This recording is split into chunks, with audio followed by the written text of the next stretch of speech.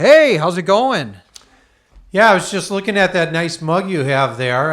It seems a little vulgar, but Well, why don't you tell me what it's about? Well, it says. Does it speak for itself? Yeah, it kind of says what should be said, right? It says, "Fucker in charge of all you fucking fucks." There you go. So you got. The interesting thing about this mug is it was actually given to me by a friend, one that went on the bourbon trail with me. He thinks it's funny to give me these mugs, which now I'm kind of like thinking this is kind of hilarious.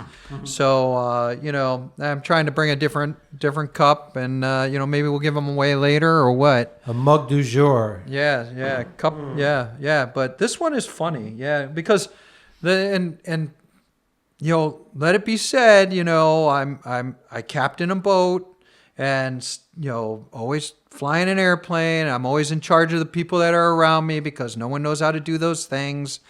And so I guess he thinks it's funny, Well, it's good to see the F word used in different forms of speech. Well, You've got nouns and verbs and adjectives there. Yeah, I'll show it to you, right? Yeah, it's like, right, and it's a nice mug, nice cup, right? So,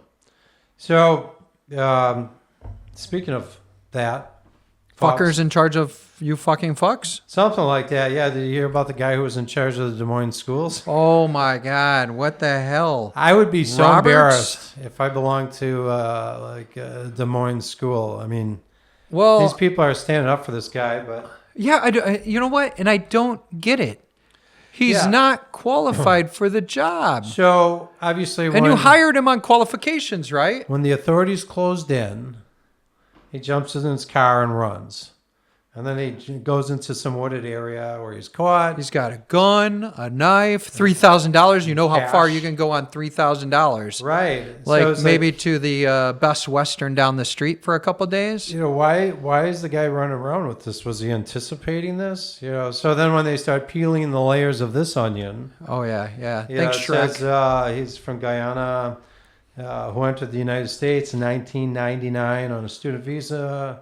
Was arrested for being in the country illegally with a final order of removal back in 2024. Right. He had no work authorization. Yeah, let's see. No, so wait, let's look at this, right? And this is what I get about this whole illegal immigration thing and immigration. And so how is he working? How is he paying taxes? How is he putting in, right? Right. So he's getting hired as a government employee.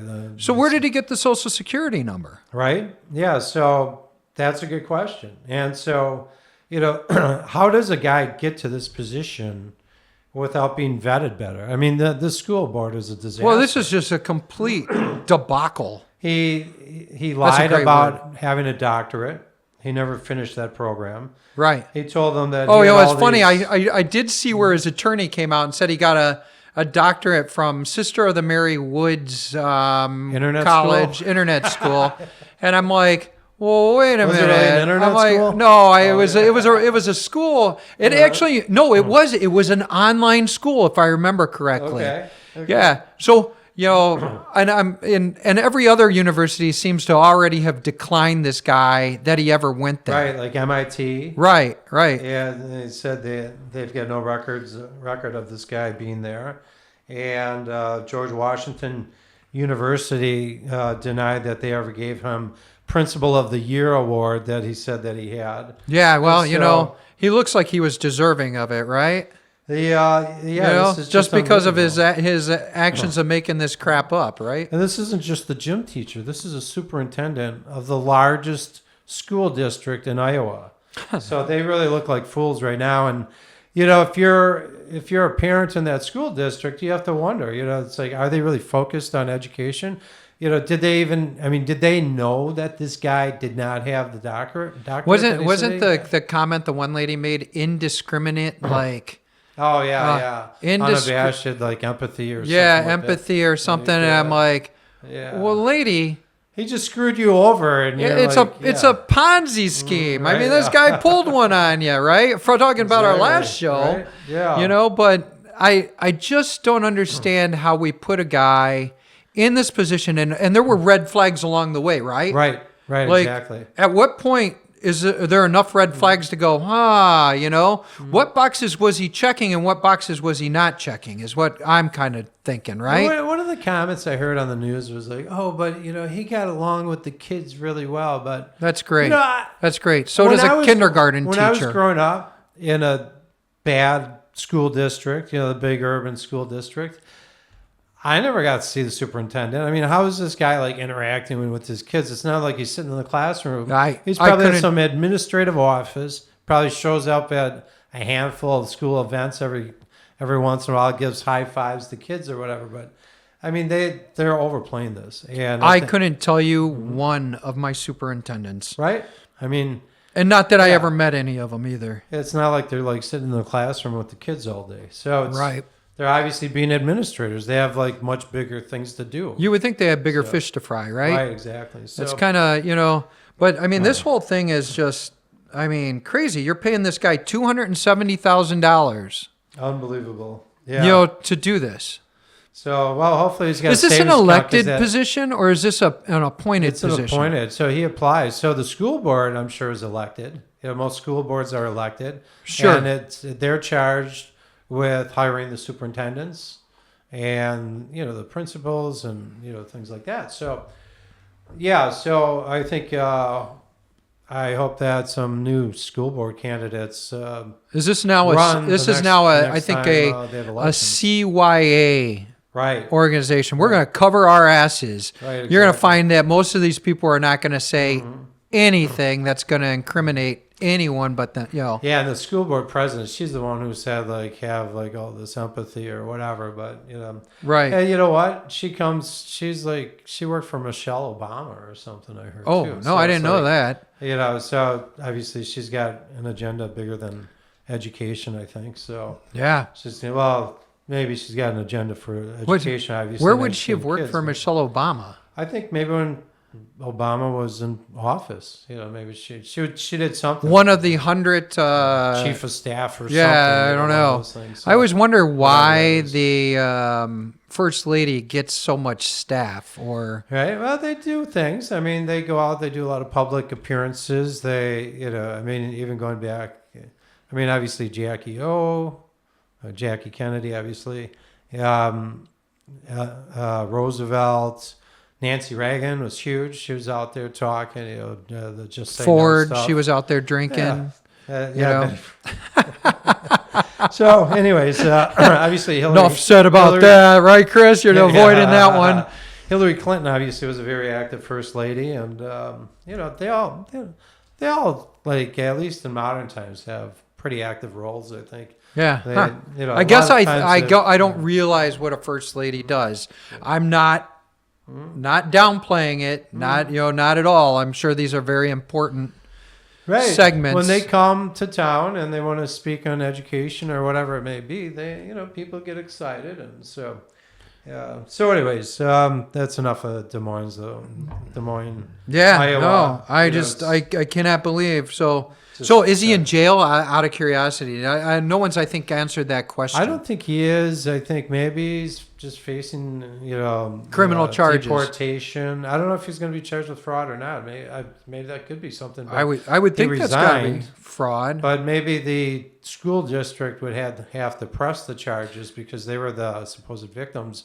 But they were like willing victims, it seems, at this point. So, right.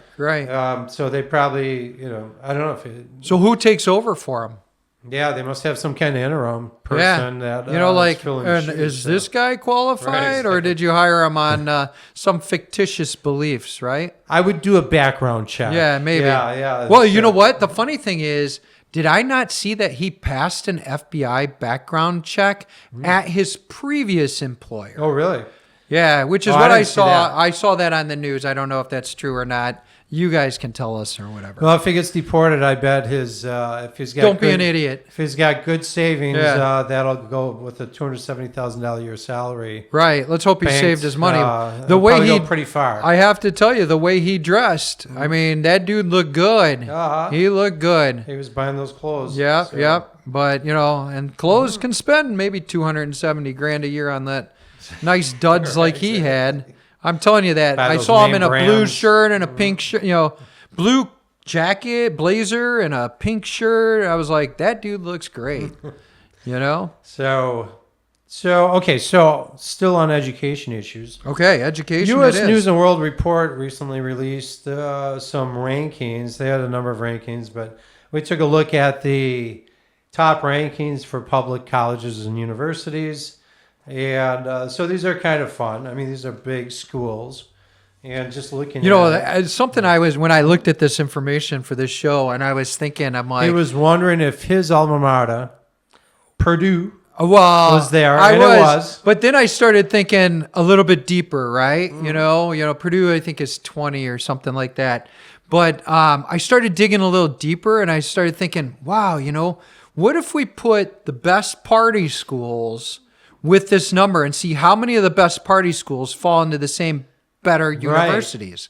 Which I bet there are a lot of totally was going to bring that up. And I wanted to see, like, hey, are the partying kids like the good kids that study too? I mean, UW-Madison is always rated as one of the biggest party schools in the nation. right. And they're on this list, I right? think they're like number 12. Yeah, my or kid something. goes there. I've spent a lot of money there. I At the bars. Yeah. I'm sure I've spent it everywhere there. Yeah. I can't seem to get him out. He loves it so much that I can't get him out of that place. So, okay, let's start from the bottom and work up. So I think this is number 40. Colorado School of Mines, which is this like, interesting. the mine? It's I forgot. I did look it up. Actually, my kid has a friend who goes there, and I never heard of it before. But obviously, this is a credible school that ranks really well. And so, this is mines, like mining, not maybe. Yeah. So I'm sure they have a well-rounded class offering too. But, sure. But yeah, then you have UC Riverside. It seems like I look at this report almost every year, right? Mm-hmm. And it seems like a lot of California universities make this report. So, and I think that when you think about, California has a large percentage, obviously the largest, biggest population in the country. Yeah, so in certain ways that's to be expected in certain ways, but they actually represent 20% of the schools in the list. So wow, that's and I have to say that's impressive. 8 of the 40 schools. So do you think schools. People are moving out of California to other states, that maybe it'll bring up the numbers of the other universities that are where these people are moving their kids? Right. Yeah, it could be. It's a great question. How many of these are out of staters, right? Right. Especially some of them, when you get to the higher profile, you're up in the best schools in the country and stuff. Right. And so, but actually, I said 8 of the 40 were UC's, the University of California schools. I think actually there are a couple that are in California, but aren't actually a part of that system. But maybe I'm wrong. I've never been to Riverside. I don't know if you know anything about it. No, I have no idea. Never been to Riverside. The next one is SUNY, so the University of New York system. So the SUNY. Okay. I've been to some SUNY schools before, and actually there are 3 of them on the list here. And, they're kind of like, a lot of these, like the University of California system, University of Wisconsin system, Illinois, Massachusetts, they all have their different satellite universities and things like that. So, but I guess the one that is must be based out of New York is rated as number 38. Yep. So, then the next one up, Rutgers, Buffalo. Oh, Buffalo. Sorry, Buffalo. So SUNY Buffalo, which I know I've heard a lot about that school before. I've known a lot of people who've gone there. And they say that's the largest and most comprehensive public university in the state. Yeah, I'm a big fan of their sauce. So, yeah. The buffalo sauce. The yeah, buffalo so chicken sauce. Yeah. I'm sure the Anchor Bar, which is the supposed to be the birthplace of the buffalo sauce, Yeah. probably has a location on campus. So is one of my kids. He loves buffalo chicken. Yeah. Buffalo, yeah. I Yeah. think if you're like a boy between like 8 years old and 30 years old, that's like a big part of your Yeah. diet. Yeah. Well, Wings and buffalo sauce. yeah, buffalo right? sauce, right? So Right. then Rutgers. Rutgers, yeah, another Big Ten Outlander Big Ten school. Yep. Clemson. So Clemson. Yep. that's a big one. Yep. IU. So Indiana University. Can't Bloomington. spell stupid without IU.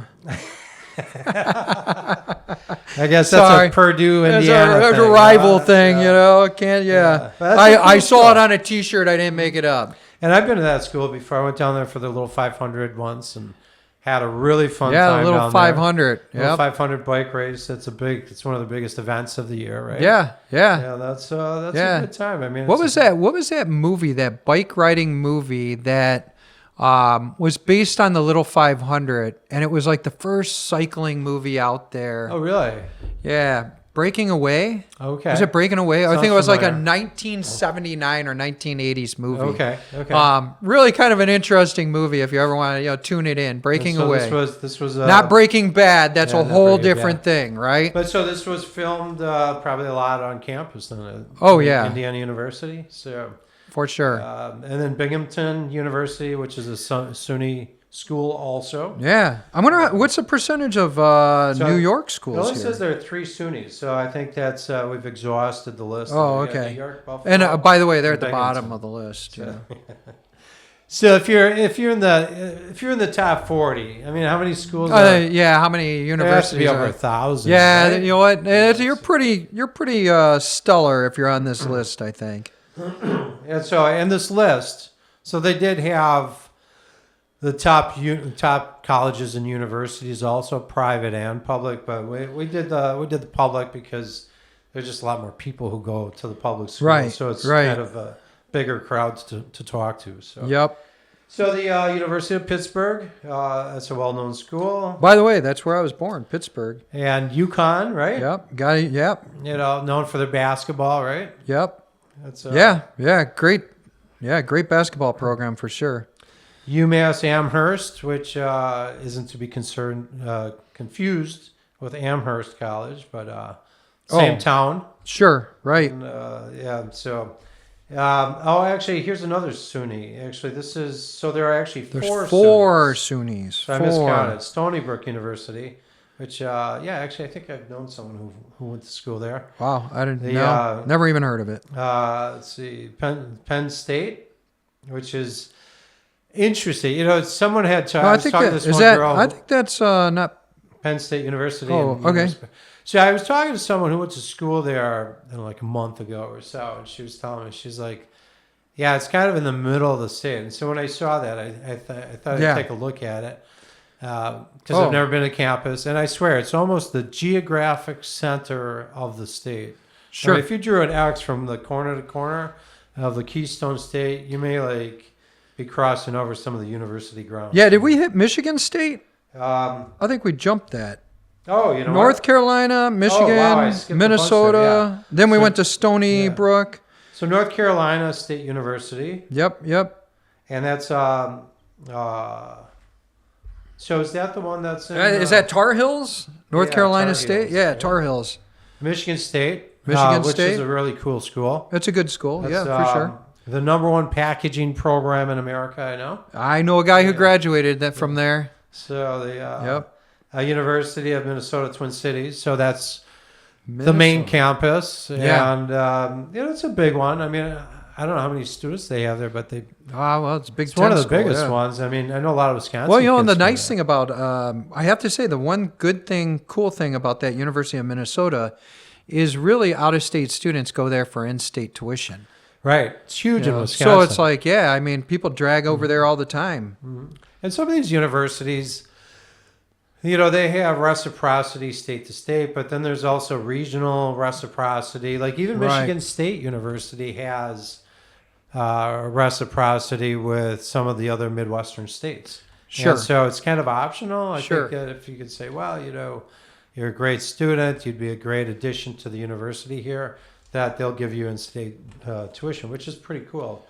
Because Right, obviously, right. as a parent, we can all speak that it's not a lot of fun paying those tuition bills. No, right. I hear you. So after the Twin Cities, that's where we have Stony Brook, and then Penn State. Penn State, yep. UC Merced. I thought it said MRSA. So, not sure. I'm not sure what the strength is on that school, but William and Mary, which is a very old school in Virginia, and Thomas Jefferson went to school there. Yeah. Good old time. Long time ago. We were good obviously. friends. So it's been around a long time. There are a few Virginia schools there because that's a Virginia school, not a state school. Well, Sure. I don't think. Well, maybe I don't know. It's a public school, so Virginia Tech is Oh, yeah. well known. Obviously, that's a good school. Yeah, for Let's see, Texas A&M. Texas A&M. Huge. I think they're huge in like football and Yeah, stuff. what too, is right? it? Gig'em, right? Gig'em? Is that what it is? Yeah, they yell Gig'em or something. I know it's not Hook'em Horns or I'm not something like sure. that. It's Gig'em. Maybe you saw that Purdue game. Yeah, huh? no. I went down there for a football game. A good friend of mine lived there, and okay. yeah, Florida State University Yeah. down in Tallahassee. And Tallahassee, baby. So, that sounds so. Yeah, one of my friends. That's a kids high goes party there. school. I That remember seems that like- being like It seems like a big one. Yeah. My friend who had dropped his daughter off there recently. She started her sophomore year there. Yeah. Showed me some pictures of all the parties going on. I think it was a fraternity house that had a big banner that said "Hot Mom Drop Off." hot mom drop off. Yeah. So Yeah. those guys are looking for the Cougars. I guess. Oh man, you know? that's crazy. You know. So, yeah, but anyways, supposedly it's a huge party. They get live bands and they have lots of fun stuff going down. So Yeah. University of Georgia, I think that's in Atlanta. 'cause I Georgia, think yep. I Is that the toured Bulldogs, school, right? Yeah. and Yeah. which is a big one. We have a Bulldog. Purdue University main Wow, campus. you know what? Go Boilers. So Right. how many Purdue campuses are there? I mean, there's one. I know that I see well, one when I'm driving through Northwest. Funny thing is, there Indiana. used to be one in Fort Wayne, but I think they now changed that to like an IU campus. I don't know, really. And so You these know? are public schools. They're state run, or I mean, when they say public university, a lot of times when you think public university, you think the University of Wisconsin, University of Washington, whatever it may be. Yeah. But do you know? I mean, it must be state funded? Yeah, totally state funded. State Yep, funded, okay. for sure. So then it's in competition. It's almost like it's, Oh yeah, yeah, it's like part of the IU system. yeah. Oh well, kind of. Yeah, part of the state system for sure. State Yeah. system. Yeah, I think there's like, if I'm right, there's 42,000 students that go to school there. I don't Okay. remember how many went there when I went there, but yeah, That's a big school. yeah, Boiler Up, right? Yeah, big But- engineering school, right? Yeah, big engineering. That you wasn't one of- me. I'm not a smart guy. You were one of those brainiacs. Yeah, I was like, what can I do to get out of here? You know, but It's like getting a history degree from MIT. oh yeah, well yeah, or yeah, I screwed around a lot. But you also went to Ball State too, right? Testicle Tech. Yep. And so how far? So Purdue, where exactly is Purdue? That's Well, like, Purdue's on the west side. That's in West Lafayette, Indiana, and Testicle Tech or Ball State is on Muncie, Indiana, just Okay. right, kind of below Fort Wayne. Okay. Between Fort Wayne and what is it, Anderson? Okay. Yeah. Yeah. So So, but you didn't like Ball State? loved Ball You State. did. Yeah. Too many jokes about it, or No, why no, did no, you no. change? Well, because I got kicked out. They changed me. I didn't change them. Yeah. Yeah. But Ball State, that's a private. No, that's That's a public state schools public too. schools, Yeah. Yes. Too. That's a confusing university system. Yeah. You know, Yeah. because I know you've even mentioned in the past, you say a lot of people don't realize that Purdue is a public university Right. A lot of them people think it's private. Yeah. because it doesn't say University of Indiana. Right. Yeah. So they always think they're like, "Wow, you went to Purdue." I'm like, "Yeah, not that big of a deal, man." Don't get me wrong. At least I didn't get kicked out of that one. But yeah. So the University of Washington. Yep. Yeah, one of my kids wanted to go to school over that way because he was dating a girl out there, and I said, "I'm not going to send you across the country just so you can have a girlfriend over there." How does that work? Right? How does that work? You know, it's just he was over there vacationing and met this girl, and they, with the internet thing. Yeah. It was then like they- she was next door. Yeah, they were always talking. Then she would come stay with us. He'd go stay with them, and when they were in high school, and so but then it was funny because they would do these sushi dates. So this is like things that kids can do to be creative. So they both like sushi. So my kid would go to the local sushi restaurant, grab some stuff. Not the gas station. Not It the wasn't gas station No, sushi. local Japanese restaurant. Yeah, get I some made that sushi, mistake once. Come back to his Once. desk. Oh, gas station sushi, huh? Yeah. She would do the same. They said it was And- fresh. And they would have sushi dates. They've got their webcams going. They're talking. They're enjoying sushi at the same time. She was 2 hours different than them and Chop, chop. timing and stuff. And Yeah. So you've got guts to try sushi at a gas station. I mean, maybe if it was like a quick trip or one of these. Do you ever get to rated like really high where like- you go and you go, I don't want a hamburger, I don't want a chicken sandwich, and you're on the road something and you're healthier? like, yeah, healthy, and you walk through and you go, God, it looks all right, Was right? it a Buc-ee's?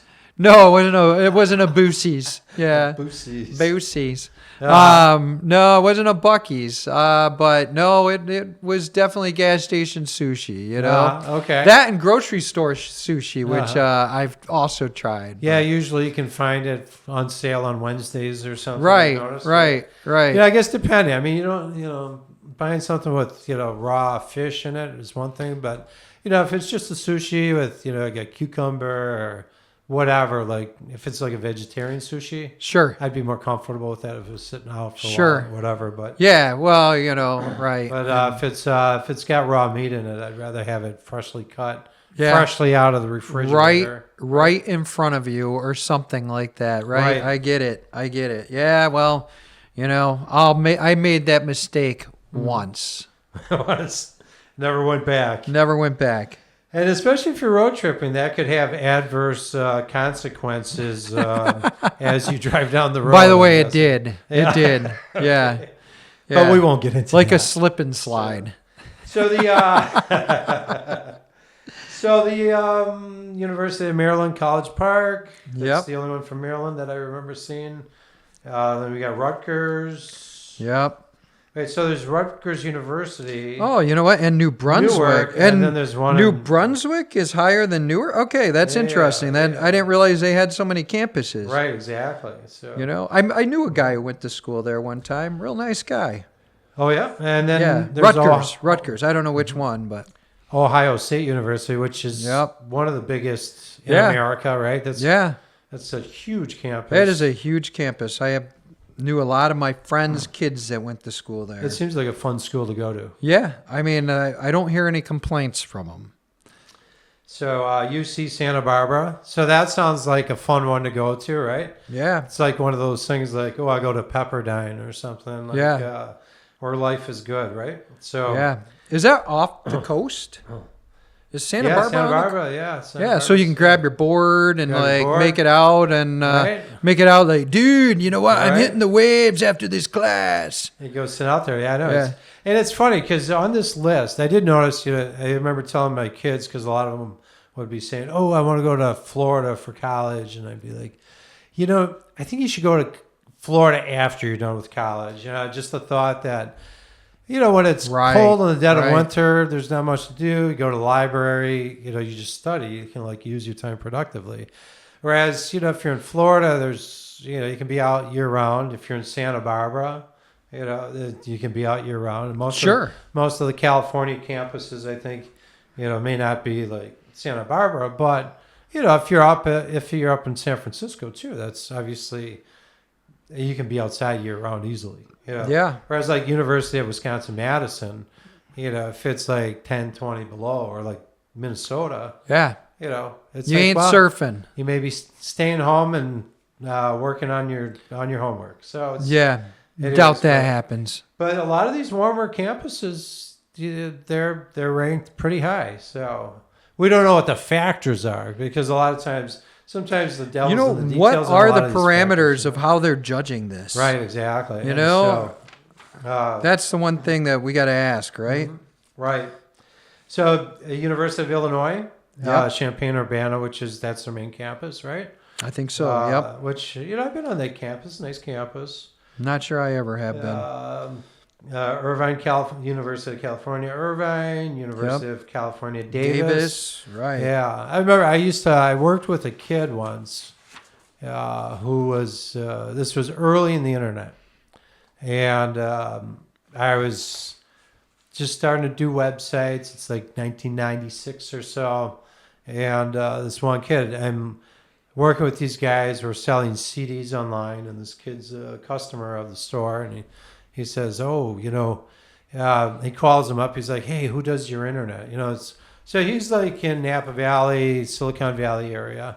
Yeah, he's got Netscape right down the block from him and stuff. And so he calls this online store that we have. Sure. Yeah, he's like, who does your internet? And they give him my name, and he calls me, and he says, yeah, so my dad's got this business, but he doesn't really believe in this internet thing. It's a fad. It's a fad. Yeah. He says, I got a few $100. So if we can do something, just to get something up there, that'd be great. So we did that. And What a smart kid, though. Right? At that age to I don't know, how old was he? He was a senior at UC Davis. Oh, isn't that funny? And so anyways, we got a website. He had vision. Early on, he had some success. And so it drove business for them. And then we started doing online product sales. So he got, after they had a little success, he got some more money. His dad's like, okay, well, I guess, let's start invest to a little see more. it. And then they started seeing more success, and then so they got more money, and so we built it out, and then all of a sudden it's rated as the best site on the internet in its classification in Money Magazine, and so all of a sudden the phones are going off the hook. This is like the .com, boom. Before the bust, the .com boom. Everything is all about the .com stuff, and people are calling them. The phones are going off the hook. Everyone wants to invest in their business of 3 stores. So anyways, and then it's shortly after that, because these magazines were just trying to find relevance where.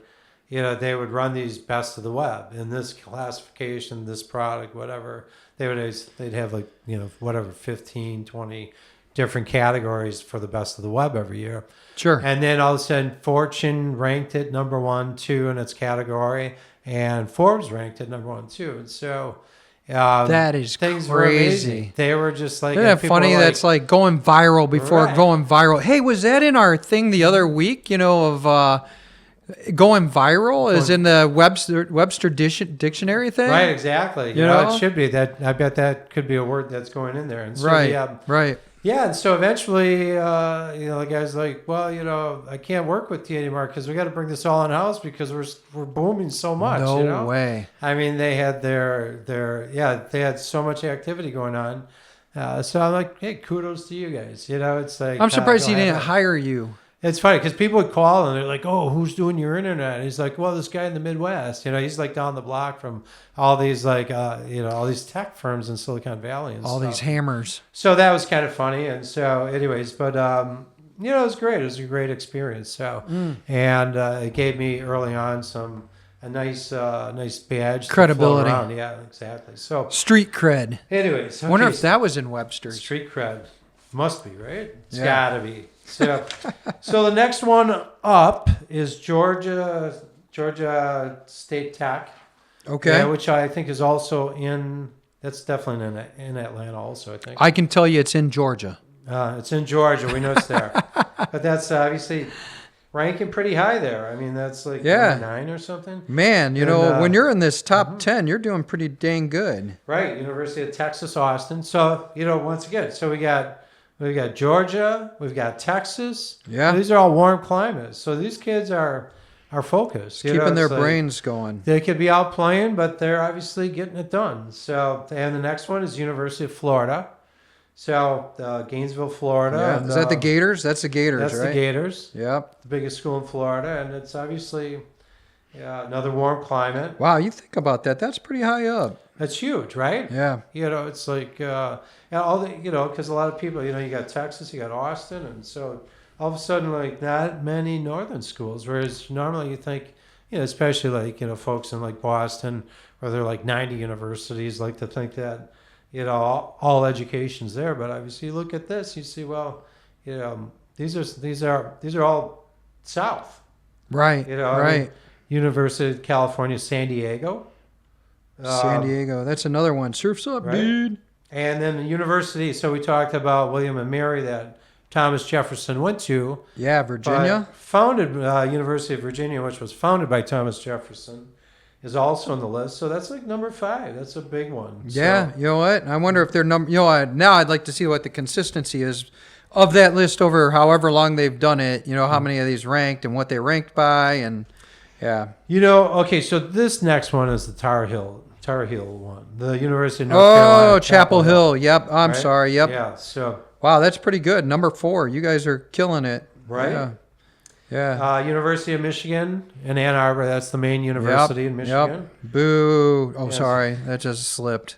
Is that a Purdue thing or what? No. It's like Ohio State, and they always get the best players. So. I think that was Jerry Ford's alma mater too. Yeah? So, Was it? It was, I isn't think it? they have a statue of Jerry Ford on Oh, campus. really? Yeah. Really? He Yeah. came to my high school once. Did he really? Yeah, he did. Yep. There was this is a pretty funny story. Post presidency? Must have Post, been.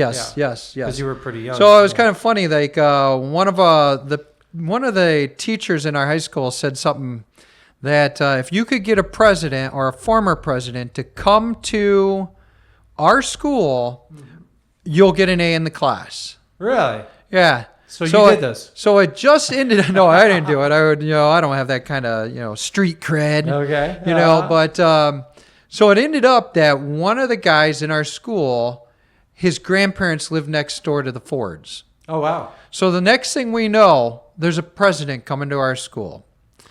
Amazing. Which was, I'd like to know if the guy got an A in the class because that's pretty amazing. So was Jerry Ford related to Henry Ford? I mean, they're both from Michigan. I don't know. That's a great question. Yeah. I don't meet a lot of Fords out there, Yeah. And here they are both from, I think, same part of the state of Michigan. Yeah. I don't know. That's a great question. I wonder. So let's see. After Michigan, we have UCLA. UCLA. That's always up there. And look, another big California university. Another warm climate. Yeah. But then the last one, the biggest one of or it should be not the last one. The top one on the list is UC Berkeley. Yeah. Which, obviously they always get a lot of commendations. Notoriety, I guess. Yeah, right? exactly. Yeah. It's not Florida or Southern California, but it's still San Francisco area.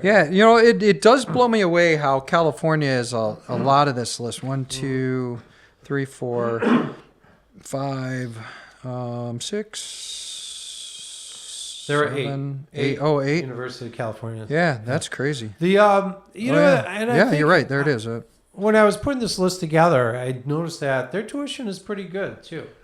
They have for in-state tuition. The in-state tuition is pretty good. But I remember, I swear, people used to talk about when I was like a student how it's like, oh, you can go to one of the University of California schools for like a few $100. Right. But that was like 35 years ago. So. Yeah. Well, Mm-hmm. yeah, it's kind of interesting. It's still not bad, but most of these schools, obviously, the public schools usually have in-state tuition or the reciprocity deals, and Right. that makes them. Here's a question: does California have more California universities than everyone else? If Indiana had all Indiana universities, does California have more? Like they have 100 California universities, so it's easy for them to fall within the top 20. Right, just by percentages. Right. That's interesting. That's something for everyone to look up there. And that's I think that's a very fluid number because I think I've seen some states where they're opening centers, closing centers, merging centers, things like that. So it could change day by day, but especially in this changing environment for education. when we were in college age, I mean, that was just the thing. It's like, I mean, it was a lot of fun. And that's one of the things I say to my kids. My kids aren't as excited about going to college. I was like, man, I had so much fun when I was a student. It was the best time of your life. Agreed. And, Ball State. And a lot of, but now it's like, the kids who are like ambitious to like get going on something, they're like, what do I get out of a university? Because between YouTube and all these online resources and stuff, I mean, if you have a lab, if you're like a nursing student, biology student, whatever, even an engineering student, I mean, you can learn engineering and nursing kind of online, but you really got to have like. Well, it's amazing to me. A lot of this stuff is online anymore. I know my kid goes to school and he's full time and he goes to school for one class. Mm-hmm. The rest of them are online or they're like taught through whatever program it is. Mm-hmm. And that's true. There are always some of the kids, and I'm sure you knew them. I was one of the guys who liked to go to class. Oh, I loved going to class. But I know I had friends. I'm sure you had friends. They're like, I don't go to class. I just read the book. Yeah. And they're happy with that. And, I'm a man of the people. Right? I don't know. Yeah, I like being a part of it. And it depends on what kind of learner you are, right? Right. And so, obviously, combination of both are obviously the best. But yeah, I mean, like when you talk about the online learning, and there's so many online. Seems like there's so many online universities now. Right. And these state schools are like, crazy. You see these schools advertise like across the country. It's like, come, join us. And then they do these online classes and stuff. And, that's okay. I mean, obviously they're getting accredited. Right. Right. But yeah, I don't know. The university experience is so great. But I think you wonder, is the experience of just going there and getting your shit together, kind of what catapults you into the next realm. But I mean, there's so many things that, a university could teach our kids that they're not. And actually, even our high schools could teach our kids that they're not. Right. And so, the university, I think one of the big things from the university, I came from this era, is just very, working class, lower income, a lot of the lower income people and stuff. Then you get to university and you're like it's kind of by definition. It's, it's just a vast array of people where you're meeting folks from all over the world. You're meeting people from all different socioeconomic backgrounds. Right. Different viewpoints, whatever. And that's where you like, you're a sponge. You're just taking it all in. Right. That's how you become a well-rounded person. Right. Which is not that easy to do if you're doing it online. I mean, yeah, you can watch some influencer from some other country, but that's not interacting. Well, and you wonder, is this also affecting the mental health of these kids? Right. Not being around all sorts of other people. Right. The isolation thing it can't be healthy. And, and I'm sure we can find plenty of reports that show that, right? Right. And that's what scares me about, especially the mental health of people today. You've got these universities, they're now sending kids home to like study at home. And it's like, okay, yeah, you're not getting the social aspect of like having to deal with different ethnicities or dealing with different ideologies or dealing with different, going down to Greek Row and drinking responsibly. And getting completely hammered to where you can barely walk home, right? Not that I have any experience with that. Did Ball State have Greek Row? Yeah, they sure did. Okay. Yeah. They didn't have sorority row. They had sorority suites. Uh-huh. But, they did have a Greek row, which I don't know why, that to me seems a little off. What about Purdue? They had both sorority rows and, they were all kind of intertwined. Yeah. Mm-hmm. Yeah. So but the online thing, it depends what kind of person you are. But, the bottom line is if you need the education, if you're a programmer, there's so many resources out there. I mean, just using AI to learn to program is incredibly helpful. So there are good things and bad things. I mean, it's like going to the university. I mean, these universities had quite a gravy train over the years. And then our generation, a lot of times we started saving early. So these kids had these big college funds. And so it's like pushing. I remember like looking at something like for the University of Wisconsin system that showed that like tuition, over like this 40-year period increased at 400 times the rate of regular inflation. Wow, So it went up, 400 times? So like, yeah, if it went up like, if inflation took things up 100 times, Yeah. University tuition was up like four times. Right? Let's talk about the fleecing of America, know? Mm-hmm. Yeah. And are they getting a better education than they got, 20 years ago? Right. I mean, there are obviously some of the technology, some of the tools can be helpful, but I mean, yeah, that's some of that. But you would also think some of the technology and some of the tools should bring down the costs, right? And so and now, like I said, between YouTube and AI and all these different online resources, if you want to learn something, a lot of things, you could, when you talk about the online classes, you could do math, you could do a math degree online. You could do a history degree online. Right.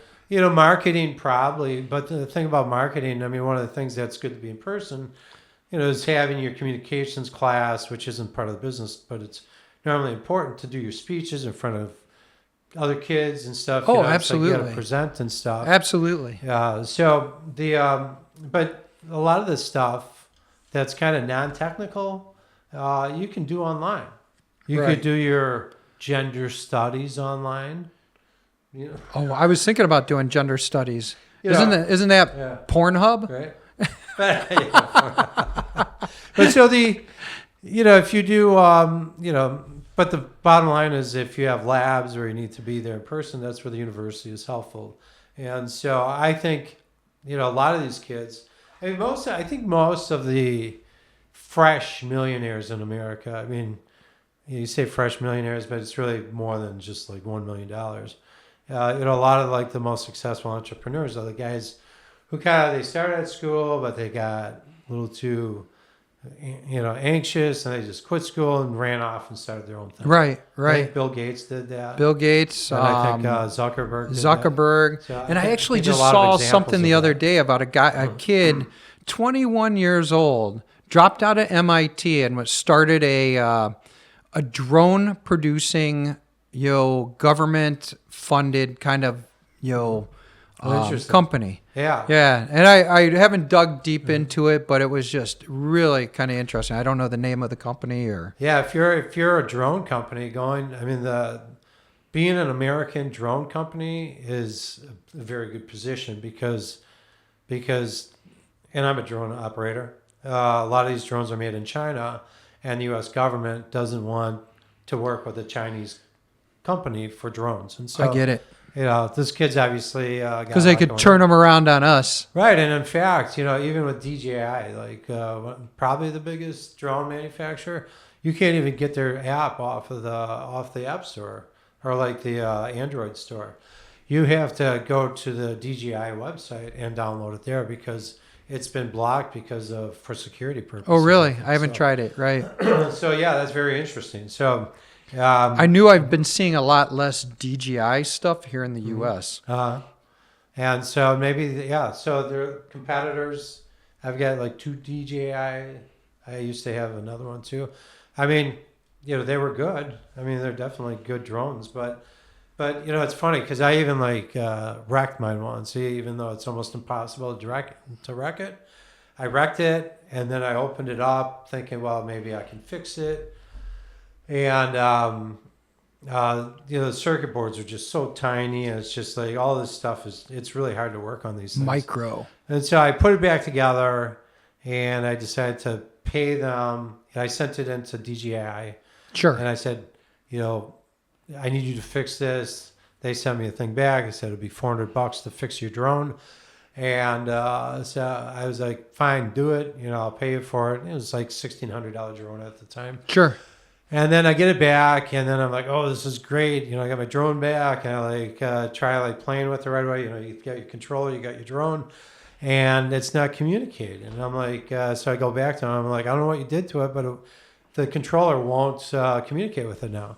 So they said, put it back in the box, send the controller back, and we'll take care of it. Then I get it back, and then I'm like, okay, this is great. It's working and everything. And then all of a sudden I'm looking at it like, they just sent me a new one. Yeah. They probably just threw my drone in the trash, garbage because it even though costs them $20 to make. probably takes it's a lot less to fix it or Then to make it than to fix it. Yeah. And so, which is better because Yeah, I think which is the not a original, bad thing, right? Right, the original range on my drone was something like 1,800 feet or something, and then all of a sudden I noticed with the new one it had much better range. I mean, Nice. I'm going 2,500 feet and I'm still fully able to control the thing, and so I'm like, hey, works for me. Can't beat it, You know, right? so- Right. Anyways, Right. yeah. So, that's the university wrap up. And You know, talking about the universities, what do you think about high schools and what high schools should be teaching these kids to get to these universities and actually make an impact, right? Or even to get them into the whole life, right? right. And it's like, know? and you even see it early on. So it's like, a lot of schools are wrestling. Well, do we teach writing, like penmanship kind of stuff? Right. A lot of people Like cursive. How many people do it's cursive anymore? Right, exactly. I even know don't if my think kids know I how to do could. that. Could you cursive? Yeah, the more I sit on a keyboard, the worse my I think I penmanship could gets, do right? it really slow. Uh-huh. I could probably write my name, Right. but I'm not sure I can cursive. And that's, I mean, I could write my name faster blindfolded on a keyboard than Yeah. with a pen. Yeah, I could see that. So it's, okay, so speaking of these classes, I asked Grok. Who's Grok? Is that a friend of yours? Grok is the AI by X, Twitter Uh-huh. X, Oh. Elon Musk. Gotcha. Yeah, it's a link right in X. When you log into X, you see a Grok icon, and that's Elon Musk's free AI, which is very robust and very good. All right. So I found it to be the most reliable out of the ones I've tried. Okay. So, anyways, I asked Grok, what are some classes high schools and colleges should teach in order to prepare kids for the future that they aren't teaching now. So, what should be taught that they're not teaching Yeah, now? right. You know what? And- What's out there for these guys? And some of the stuff that came back, actually, I'm sure that they're teaching some of the stuff because the first one that it said was personal finance. And so I'm sure that there are classes out there, almost like there have to be some schools out there teaching how to be responsible. In fact, I think even one of my kids had a class that dealt with like dealing with checks and online transactions and like managing money and Right, stuff. but let's say okay, they put it out there, but is it mandatory? Yeah, so it's not. I'm sure it's not mandatory in a lot of schools, and that's where you could definitely use that. Right. I think that's huge, especially with what the credit card debt is of today. That these kids think, or these people, and not Right. even just kids, but these people think they can just spend themselves into oblivion, and they're going to be able to, recover from this. Right. But no, the only recovery in is like bankruptcy. But what, I don't know. The bankruptcy rules have changed, if I'm correct. They have changed. I don't know what they. I don't know what they are. Maybe But that's another show. And just this morning, we've talked about it in the past. I mean, there's the credit card debt. Then there's that also buy now, pay later, which is right around $1 trillion. Rent a center. Nationwide. Right. And so that's a lot of debt. And I could just imagine, it's like, and I don't know how these things work, but but you see these things like no payments for 36 months or something. Right. But once you get to that 36 month, this thing's kind of depreciated and you still even want it. And so all of a sudden, like, I could see people saying, I'm not going to pay for this because I don't like it anymore. It's wrecked. It's whatever, even though they've made the commitment. Then the general public has to pay for it when those people default on the debt, right? In the end, the public ends up paying for Right. a lot of misdeeds by people, right? So, anyways, okay. So another list is coding and basic programming. Right. And so this is kind of funny. I say that coding is very important, but some people are saying now that we have AI, all these people who are pushing coding, are being proven wrong. But I say that you still need to know how to program. You need to know how these things operate in order to be able to give good directions. Sure. So it's like if I'm looking for a specific type of program, I got to be able to tell it how to structure it, what to write it in, what databases to use, whatever it may be. So I think it's still very important, and it's kind of part of life. Yeah. And it's like It seems like everything's computer driven now. everything is, right? And Yeah. I always, I say to my kids too, I'm like, it doesn't. I'm not telling you that you have to be a programmer, but as a programmer, I find that you can be multidisciplinary. So you can say, well, I'm going to do this kind of business or this kind of business. But when you're a programmer, you say, and I'm going to write a program that helps me do my work. And it's so great because you're not held hostage to software companies that force you into online subscriptions or Right. whatever it may be. You'd be like, you know what? They're just like my websites that I've created. They help my other businesses. And it's like I don't have to pony up a ton of cash to pay someone else to do it. I don't have to wait for them to be ready. Right. If I need to get something done, I get it done, and that's that. Well, it also So, kind of teaches you a whole process, right? It Because you have to does. think in process. again, I think that coding, that programming is just one of the greatest things for the mind because, I think it's been proven that, if you get lazy, that certain parts of your brain will just, it's like a muscle.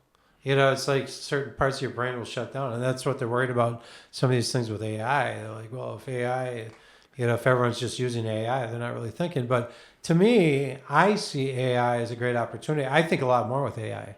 I just I'm thinking at a higher level, a lot faster and a lot more.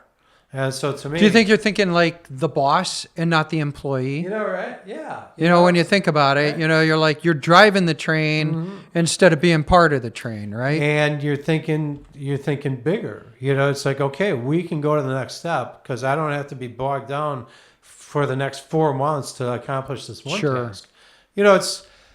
I kind of think of like AI, as like the ultimate power tool, Right. for business and other things, for business, for medicine, whatever. It's kind of like a power tool. It's not just something that's going to come along and take everyone's jobs. If if everyone said, well, we can't have power tools, we can't have power drills or power saws because, there's not going to be people around, people who saw wood are going to be put out of work because it's Right. going to be so efficient. We just become more efficient as a population and we take it to the next step. And Sure. yeah. So anyways, not to get off track. On Yeah, that. right. AI is another thing that, we have a lot of interest in. Emotional intelligence. Yeah, that's funny. And mental health, right? I feel this is kind of where we're failing now in a society, right? Because everyone Right. seems to be losing their shit. All this online stuff. Right. People feel like they, I mean, you always hear about people watch other people reporting all the good stuff in their life on social media. Yeah. They feel I'm such a And we all loser, have disaster. you Let's know, not kid ourselves, or right? I posted something and no one liked it. So they internalize all this stuff. And that's got to be kind of tough if you're worried about it. And I mean, a lot of people do worry about it. So so it is. If there are great classes, if there can be classes to come up to manage this, I Right. think that's really well. Well, look, I addressed. mean, if we taught it here at a young age where they're impressionable, Right. will they carry that through to adulthood and on through college and party college and, MIT and And it comes Yeah. from etiquette, which is also netiquette. Yeah. So behaving online, respecting others online, and knowing that just because you don't get a lot of likes or you see that someone else is having too much fun in life, don't internalize it because you don't know all the bad stuff that's going on, right? Sure. Something that can teach people, prepare people for that, and let them know that, who cares about other people? You should be focused on number one, Right. and making the world a better place. Right. If you make the world a better place, you're gonna have satisfaction in most cases. Sure. So be a force for good, and that can come through that emotional Right. intelligence. Right. Treat everyone if with you're- respect. If you're emotional, You get what you give, right? Sure. And that I think people don't realize that in the mental Right. health side, right? hmm If you're going to beat someone up, they're going to beat you up back. If you're Right, going to be exactly. nice to them, I try to be nice to everyone. Because growing up, before all this stuff was around, especially with the cyberbullying and all that, kids have obviously committed suicide because they've been cyberbullied, Completely. or they sad. get duped by someone who gets them to send them pictures of themselves or whatever. And Right. Say, And then it's "I'm gonna all over release the this to internet. school or whatever. And then they're embarrassed. And it's right. funny, thinking back, and I know this has something to do about it, right? We all think back to our high school or whatever. I wasn't popular, nor did I care to ever be popular, but some people took that really serious. And when shit didn't go their way, they had a complete meltdown. And if you realize how stupid you were back then to even care about that shit, you're like, why would I even care? Right. But this is the whole mental health thing, right? They're too immature to realize that this stuff really means nothing in the long run. Right. All these people are going to forget about you. And some of the challenges is that a lot of this stuff can be ubiquitous. You can't escape it a lot of times. If it's like, if you're a high school student, and, the high school students all have their, social networks and stuff. Sure. It used to be if you were like getting bullied, you just walk on a different block, right, than the other. Right, bully. or you try to stay away from them until they find your block. Right, exactly, or until you grow a few inches. Right, and then you clobber them. But it's hard to get away with this with the stuff, and that's where these classes. Emotional intelligence and mental health go one-on-one with netiquette and social responsibilities. Netiquette. Is that what you called it? Netiquette? Netiquette, like internet etiquette. Okay, so, no, that's I wonder if that's in our Websters. The Merriam-Webster, hopefully it is. Netiquette. It's been around for almost 22 years, I would think. So yeah. So media literacy and critical thinking equips students to evaluate misinformation, biases, online sources in an era of fake news and AI-generated content. Being able to filter this stuff. Figure out what the scam is, right? And question stuff, because truthfully, I don't go online much. I spend a lot of my time programming on the internet. And so doing the social media thing just isn't that big for me because I spend most of my time trying to get away from people. So but occasionally I'll go on, I'll post something for sale or whatever. And then I see, then I look at the scroll and then I'm like, that's not right. That's not real. You see so much fake information out there. Right. And I think a lot of it, that's like my Omaha Steaks thing, right? It's like figure out that that's a scam or that's not truth, or you got to be able to filter that stuff out. And there's so many things out there that you see this misinformation, just blatantly false information, and you see it coming from. I think some of the stuff is coming from Russia, China, Iran, like our adversaries who seek to destabilize America. And it's like social media is one of the greatest tools that our adversaries have because they can pump this stuff in, destabilize our population, and that's what they want to create. If we're strong, you see this going on now quite a bit. It's so. Anyways, that's really good to be able to evaluate misinformation. I think that whole word evaluate is like completely dead on. Right. Evaluate it and figure it out and get rid of it and stop believing in it and put it down, get away from it. And be able to, and that's where AI, hopefully AI, although AI is kind of at the mercy of the content it reads, but being able to have real, reliable sources to validate information.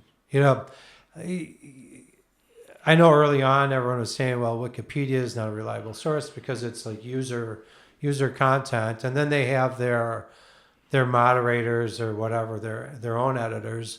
But they kind of qualify their content information. So I still think that some of the content that you get even through Wikipedia is subject to bias. Yeah, absolutely. It's funny you say this about Wikipedia, and I think back to my days running a company, and the one thing I looked at with Wikipedia is I was looking at terms that were within my industry, right? And one of them was a term of it was retrofitting something, right? And the term was completely wrong in Wikipedia. So at one time, Wikipedia allowed you to try to make a change to that definition. And so I wrote this whole thing on like, this is what, this is not what this is, retrofitting, and went through, put all that information, sent it to Wikipedia, and they sent it back and said, that's not true. And I went, So you have to send it some sources to say, no, you're not true. I'm the guy who's in the know. Whoever wrote this is not the guy that's in the know. Right. And, I just kind of was like, you got to be kidding me. How is this not true? But then, at that point I was like, I'm done wasting my time. Right. I'll move on to something else. At a certain point, you got to say, I've got other things to do than try to help this website straighten out and find out this misinformation. I know it's something so stupid as that. Right. But it was like when I saw it was blatantly wrong, I wanted to correct the error, right? But then they wouldn't allow you to correct the error. Yeah. So maybe Webster's will do a better job at that. Right. So that's hopefully. Yeah. So is that term? What was the term? Do you remember the term? Retrofitting. Oh, retrofitting. Yeah. Retrofitting, a product. Uh-huh. Yeah. I mean, that seems like a pretty self-explanatory. Yeah. Hard one for them to miss, right? Well, and it was like completely off base. I should go check that and see what it is. See if they changed it. So another one is civics and active citizenship. So this kind of gets into, this is some obviously political activism, but it's also being a good, a socially responsible person. Being someone who really gets involved in the community, really sets you up to be a better person of the world. And you get to understand people. I mean, even if you're a high school student and you're volunteering for this cause or that cause, or whatever, you're going into college with a foundation that a lot of kids don't have. And one of the things when colleges do look at someone's application, they're looking at their grade point, they're looking at a number of different factors, but they're also looking to see, what does this person bring to the community? It's like, if this is, if this guy is a great musician, he's going to add to our community like that. If this person is out there, clothing the homeless, or helping at the dog shelter, whatever it may be, this person's bringing something to the community. Right. And that's part of the whole university idea again. So anyways, understanding so it says civics and active citizenship, kind of giving back to society. Right. And so, kind of along those terms, or somewhat relevant to those terms when you talk about the civics. Yeah. I always think that one of the classes, this isn't on the class, but one of the classes that high schools and colleges should probably have as a mandatory class would be constitutional law. You talk about history, and you talk about, you can have governments. You can say, well, we have this bicameral system. We have the president, we have Congress, we have the judiciary branch, whatever. But understanding how the pieces are put it together is understanding how the vision for our country. We have this federalist system that gives rights to the states and limits the powers of the federal government, because obviously it was founded in a way that we don't want the federal government getting too big, because power always corrupts. And so we want to give the states the power. They're all their own. They know what's best for them locally. They know what's best for their taxing situation and schools or whatever, and let them decide, and let each state independently of the federal government. And so, when we talk about the Constitution, it's really a limitation of the federal government in a lot of ways, and it gives you the concept. So it's like, you hear these people say, well, you're violating my rights. Healthcare is my human right, or healthcare is a right. It's not a right that's enumerated in the Constitution. So it's like, people make up these special classes. You can have special classes, saying, well, you can't discriminate against these certain types of people or whatever. It's like, and then all of a sudden, like, people on a whim will just sit there and say, well, I'm discriminated against, I should be able to sue or whatever. You can't sue someone because they didn't sell to you because you wear purple tennis shoes or something. Right. That's not a protected class. And to understand that, and to understand some of the biggest cases that have come before the Supreme Court and some of the biggest decisions, I think are fundamental to understand how our country should operate and what keeps us in check from falling off the rails, instead of this topic of the day that does not fit into our Constitution. Sure. I get it. But yeah. Well, and that's another down the road item we probably should focus on a little bit too. First aid, CPR, basic health skills.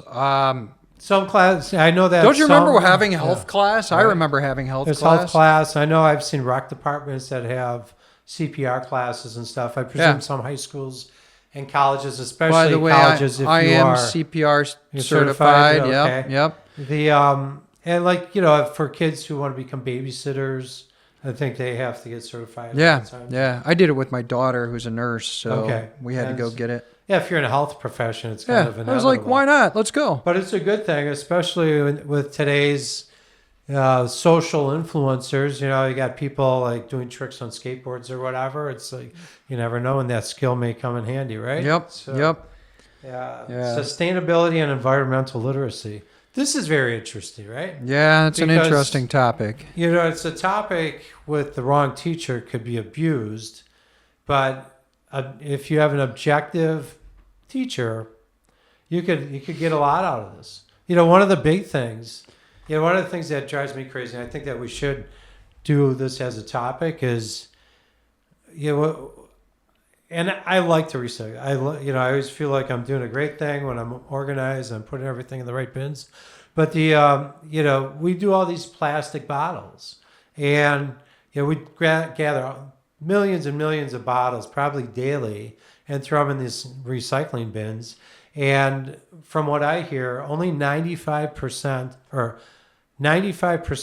of plastics do not get recycled. So only 5% of that actually gets recycled, and we see the rest going into landfills. Right. We sell it over to Asia. Asia builds these big trash piles, or sometimes they just the Asian countries will just push it off into the ocean. Right. Or they'll burn it. Right. So it's wonderful. It's like it's just horrible. And so that would be a great topic. We talk about sustainability, environmentalism. We all want to be good stewards of the land and the environment, but we have to be smart about it. And if we're and this is, if everyone knew this, that 5% of your plastics actually get recycled. Well, it's funny, and I was thinking back to, you know who Penn and Teller are, right? Yeah. I was watching some special they used to have, and I can't remember what it was called. Like Screw Yourself or something, or it was interesting, and it was talking about like recycling and how much of a scam it was and all this other stuff. And yes, I agree. We need to recycle. We need to reuse, renew, and all that good stuff. But it was amazing. I mean, they were talking about the bottle thing, and they were talking about where this products were going to, and and it was just, it's amazing that we play this scam, and it's not all a scam. I'm not saying that. I'm just saying, there are pieces of it that are. But it seems like we could be disposing of it better. Oh, totally. But there are states like Massachusetts and Maine and California that will pay you, for these plastic bottles. You pay a deposit Michigan. When you buy your bottle of Coke or whatever. 10 cents or whatever. 5 or 10 cents. Yeah. And I love those programs because, one of the things that I think of when I see those, I'm like, what a great way to keep garbage off the streets. You go through some neighborhoods and you see people just chuck stuff out their car. Right. But if they know that they can get 5 or 10 cents for that bottle, that's not going out the car. Less likely, right? Right? A lot of times it's the poorer neighborhoods where you see most of this trash. And, sometimes it's also... it creates this other culture of the people who want to pick it up and redeem it. Right. So then what it does is it completely cleans up, the outskirts of trash being laid on the ground. Very much so. And if you have a monetary value on these bottles, that is great. Then at least they're being collected and placed somewhere. But hopefully they're not being sold to Asia, where they get dumped in the ocean. Even you charge it on the front side to give it back in the end. I'm all right with that. I'll pay a little extra as long as it gets recycled correctly. And it'll be done. And it's funny you mentioned about like industries being formed on this, because I remember when recycling was just starting to happen at the university I was at. You had your homeless people in the neighborhood. And we started putting out all our beer cans in the recycling bins. And the homeless people were coming along and they were grabbing all the cans and they were taking them to recycle. It was like a great industry for them. Right. But the government was ticked about it, so they made it illegal for the homeless people to go into the garbage. To go after, to like empty out people's recycling bins, because the government wanted the aluminum. They probably said, go ahead and take the paper and the plastic, but that's the way it was. And so it is kind of ironic, you want these people, so they found a way that they can actually help pay for their food and all that stuff, and then or their drugs or their alcohol, or let's not go into that. Because I don't think there are many government-run recycling programs that are running in the black at all. Yeah, right. Doesn't seem like it. So, anyways, okay. So moving on off that topic. Public speaking and communication. Man, do I think that would be awesome. You'd get a I whole think different... a prerequisite to this class is to be able to talk. These kids these days are just so many of them just sit there on their smart devices. Their verbal skills are in the dumps. Yeah. It's like, right. It's like you see a lot of them. It's like you just get grunts out of them. It's like, hey, how you doing? It's like, and then occasionally you get the one that's like, oh, it's so nice. How are you doing, Mr. Haynes? It's so nice to see you, or whatever. Yeah. It's just like, wow, where did this kid come from? This person must not be on their phone all the time. Like the Eddie Haskell out of him, right? And so there's nothing wrong with public speaking and communications, because it's, especially if you're going to be doing sales, if you're going to interviews, do anything, right? Anything to get the job, to relate to people. Even if you need that skill. I have a friend who's an electrical engineer, but he's a salesman. He's the number one salesman at his large company because he's a great communicator. He can talk to tech. He can schmooze because he's a great communicator. It's a great combination, whether you're a plumber or you're a salesman or you're a podcast or whatever it may be. Right. Mm-hmm. Yeah, I get that. I definitely think that's a hell of a skill. Time management and study skills. Time management is great because we all know kids who stay up until 3 a.m. playing video games. Yeah. Well, I know them. Yeah. And then you have schools saying, well, our high school needs to start later because the teenagers' internal clocks run differently. So they need to stay up later, and so we need to start school later. And which a lot of us skeptical parents are like, maybe they should go to bed earlier. Right. It's like, it's a matter of adjusting. It's just like, right. I have to tell you, I was a horrible student up until I figured out how to put stuff in a... No. No, I didn't have AI at that point. Put stuff in a, what did you call it? Like a personal, scheduler. A personal device. Yeah. It wasn't even a personal device. It was just a calendar. And I remember I wrote, and I still have it to this day. I wrote test, quiz, this, that. It's like something you would buy at Radio Shack or something. No, it was like more of a thing you buy at Target or Kmart at that time, right? Mm-hmm. And then personal organizer kind of thing. Yeah. And then once I had that all down, I was like, oh, so this is not digital, you're saying? No, this is all just paper, of course. Okay. And it was just a calendar kind of thing. Personal organizer. Don't you remember those? Yeah. Now I know what you're talking about. Not the So once I got that skill down, it was like my grades increased. And, right. I mean, that's huge. That's important. It's like when I show up at the office a lot of days, I just take 5 minutes and write my bullet list of everything I need to accomplish that day. And then I check it off as I go along because there are a lot of distractions throughout the day. And right. So do I. Yep. When I don't do it, a lot of times I'm like, damn, I didn't get that done. Right. Or I find myself sitting in my office till 7, 8 o'clock at night because I want to get it done. And I could have gotten it done had I stayed more focused Yeah. and managed my time. That could also be right? considered goals, right? You know, Right. like I've got goals for today. I'm going to get them done. Gonna bang these out. I actually feel like kids of today, they don't have enough goals. They don't have Right. enough, like, you know, they're all satisfied with the status quo. They're not satisfied with like getting to the next level or achieving this or, you know, and I'm not saying all kids, of course, you know, I'm sure there's some out there and I'm sure some of you guys will say, oh, my kid's the greatest, right? You know, and yeah. And on this, it says time management and study skills. Yeah. So this always drove me crazy with both my kids and my one kid who's in college now. I always say, you know, I always loved going to the library. You know, it's just you get there, you're focused, you're just doing your stuff. And, you know, he's just like, oh, I'm good in my dorm. I'm like, you got all these distractions, you got kids screwing around, you got kids playing video games, whatever. And he's good at focusing. I give him kudos for that. But Yeah, not me. I just say, you know, it's like, you know, you just get this solitude in the library where you get it done. I have to wonder how many kids go to these university libraries anymore. You know, Yeah. You know, it was always a good time. Not a good time like a party time, but it was always quality time to get stuff done. Usually. Yeah. So Yeah. You know, yeah, study skills are huge. right. And so Yeah. I mean, one of my kids, he was always notorious in high school. It'd be like 10 o'clock on Sunday night. Dad, I got this paper due in midnight and I need your help.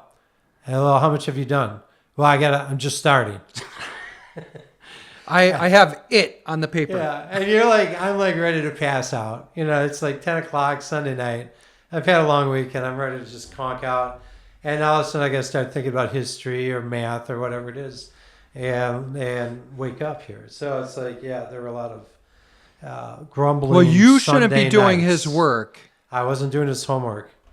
I was aiding, you know, like coaching him along. Aiding and abetting? Yes. Oh, yeah. Uh-huh. Aiding isn't the proper word. Coaching. So. Coaching, okay. So let's see, what else do we have? Basic life skills. Like home ec, like you were kind of talking Yeah. about cooking, repairs. Right. Yeah, it's like, so some schools still have like shop, Yeah. auto shop, wood shop, but there are a lot of schools that don't even do that. I You know, know. some will have like, Welding, You know, yeah, they're like- machining. right. I've seen it where they like, the high school will partner with like a tech school for some of that stuff. Right. But I've seen like, you know, well, we're not doing shop class. We're going to have, you know, electrical engineering class, which is helpful, yeah. But I still think that like, I think auto shop is a good thing in a lot of ways Totally. because When you it know, teaches you about your car, you know what Right. you got to do. You know. I don't want to.